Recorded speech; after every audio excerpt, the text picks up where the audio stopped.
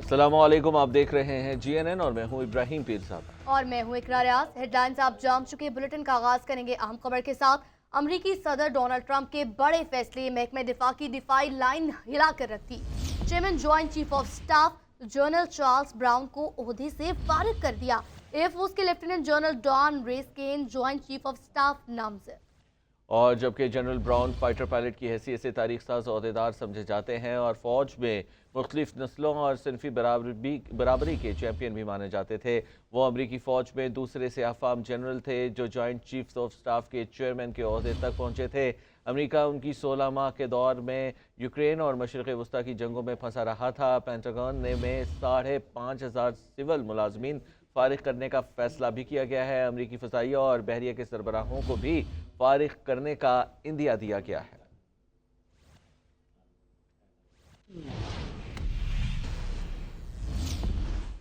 امریکی صدر Donald Trump کا کہنا ہے کہ جنگ کے خاتمے کے لیے پوٹن اور زیلنسکی کو بیٹھ کر بات کرنا ہوگی۔ ہم لاکھوں لوگوں کا قتل عام بند کرنا چاہتے ہیں۔ انہوں نے مزید کہا کہ امید ہے یوکرین جلد ہی ایک معاہدے پر دستخط کرے گا جس کے تحت امریکہ کو یوکرین کی معدنی ذخائر تک رسائی حاصل ہوگی۔ یوکرینی ہر لحاظ سے بہت بہادر ہیں، لیکن ہم ایک ایسے ملک پر اپنا خزانہ خرچ کر رہے ہیں جو ہم سے بہت بہت دور ہے۔ ٹرمپ چاہتے ہیں کہ یوکرین اپنے وسیع قدرتی وسائل تک امریکی کمپنیوں کو رسائی دے۔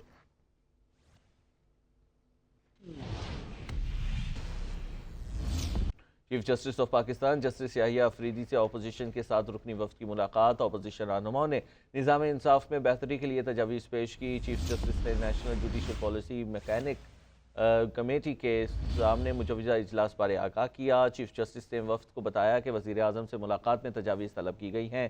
وزیر اعظم نے عدالتی اصلاحاتی ایجنڈے کی بھرپور حمایت کی یقین دہانی بھی کروائی ہے۔ اپوزیشن وفد کی جانب سے بھی اعتراف کیا گیا کہ عدالتی اصلاحات ناگزیر ہیں۔ وفد نے چیف جسٹس کو ملک میں لا اینڈ آرڈر کی صورتحال اور ریالہ جیل میں قید بانی پی ٹی آئی اور دیگر قائدین کی درپیش مسائل سے بھی آگاہ کیا ہے۔ اپوزیشن رہنماؤں کے وفد کی چیف جسٹس یحییٰ افریدی سے ملاقات۔ اعلامیے کے مطابق تحریک انصاف کے وفد نے چیف جسٹس یحییٰ افریدی سے ان کی رہائش گاہ پر ملاقات کی۔ Opposition leader Omar Ayub, senator Shibli Faraz, barrister گوہر علی ظفر، سلمان اکرم راجہ، لطیف کھوسہ اور بابر اعوان ملاقات کرنے والوں میں شامل تھے۔ چیف جسٹس نے national judicial policy making committee کے مجوزہ اجلاس کے بارے میں آگاہ کیا۔ چیف جسٹس نے وفد کو بتایا کہ وزیر اعظم سے ملاقات میں تجاویز طلب کی گئی ہیں۔ وزیر اعظم نے عدالتی اصلاحاتی ایجنڈے کی بھرپور حمایت کی یقین دہانی کروائی ہے۔ اپوزیشن وفد کی جانب سے بھی اعتراف کیا گیا کہ عدالتی اصلاحات ناگزیر ہیں۔ اعلامیے کے مطابق چیف جسٹس نے کہا کہ ہائی کورٹس کے رجسٹرار اور صوبائی جوڈیشل اکیڈمیز کی آرا بھی جلد متوقع ہیں۔ وفد نے چیف جسٹس کو ملک میں لا اینڈ آرڈر کی گرتی صورتحال اور اڈیالہ جیل میں قید بانی پی ٹی آئی اور دیگر قائدین کو درپیش مسائل سے آگاہ کیا۔ عمر ایوب نے کہا کہ اپوزیشن لیڈرز کے کیسز ایک ہی وقت میں 2 مختلف جگہوں پر سماعت کے لیے مقرر کر دیے جاتے ہیں۔ پارٹی قیادت کے وکلاء کو ہراساں کیا جاتا ہے جبکہ جیل حکام عدالتی احکامات پر عمل درآمد نہیں کرتے۔ چیئرمین پی ٹی آئی بیرسٹر گوہر کا کہنا ہے کہ ہم نے چیف جسٹس سے کہا آپ کی عدالت کے حکم کو کوئی آرڈر نہیں سمجھتا۔ بانی پی ٹی آئی بشرا بی بی، اراکین اسمبلی اور کارکنان سے امتیازی سلوک کیا جا رہا ہے، اور مقدمات کی بات کریں تو مقدمات تو لگ ہی نہیں رہے، بچوں سے بات نہیں کرائی جاتی۔ چیف جسٹس نے مسائل حل کرنے کی یقین دہانی کرائی ہے۔ اپوزیشن لیڈر عمر ایوب بولے، جیل مینول اور قوانین کی دجیاں اڑائی جا رہی ہیں۔ بانی اور بشرا بی بی کے مقدمات کی تاریخی نہیں بتائی جاتی اور بانی پی ٹی آئی کو ڈاکٹر کی بھی سہولت نہیں دی جا رہی۔ سینٹ الیکشن سمیت عدالتی احکامات پر عمل درآمد نہیں ہو رہا۔ چیف جسٹس نے کہا ہے کہ ہم 26ویں ترمیم کو تسلیم نہیں کرتے۔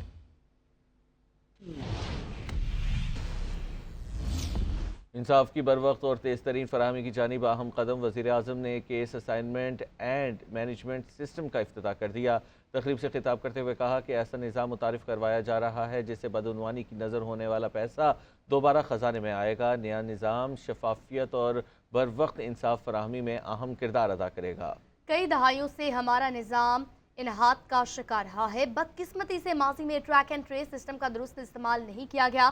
جدید ٹیکنالوجی کے فقدان سے کھربوں روپے کی رقم کی ادائیگیاں نہیں ہوئیں۔ 11 ماہ میں خامیاں دور کرنے پر توجہ دی۔ کھربوں روپے کے مقدمات عدالتوں میں زیر التوا ہیں۔ And by God, I can tell you, without any fear of contradiction, that this is still possible and most definitely achievable, provided that we have the will to do, provided that we put our act together, provided that we act as a team and work untiringly.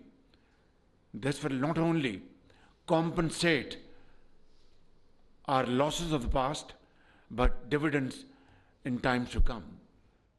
आलमी मालियाती इदारा हुकूमत की कारकर्दगी से मुतमईन, ताउन आगे बढ़ाने के लिए ग्रीन सिग्नल दे दिया। IMF की गवर्नेंस करप्शन के तशखीस जायजे के लिए पाकिस्तान के इक़दामात की तारीफ की गई। रवा साल दोबारा पाकिस्तान का दौरा करने का कहा गया है।